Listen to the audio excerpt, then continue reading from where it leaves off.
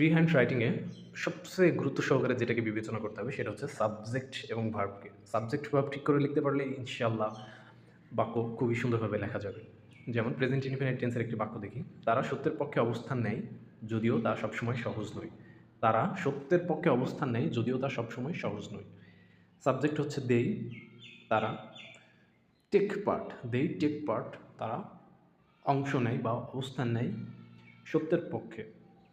In the right side, they take part in the right side, সত্যের পক্ষে অবস্থান নেয়। অলদো, যদিও তা সবসময় সহজ নয়। Although this is not the easy all the time.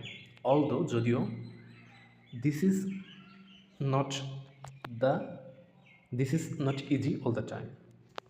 তিনি নেতৃত্ব দেন উদাহরণ সৃষ্টি করার মাধ্যমে। তিনি নেতৃত্ব দেন উদাহরণ সৃষ্টি করার মাধ্যমে। She leads the team, she leads the group by creating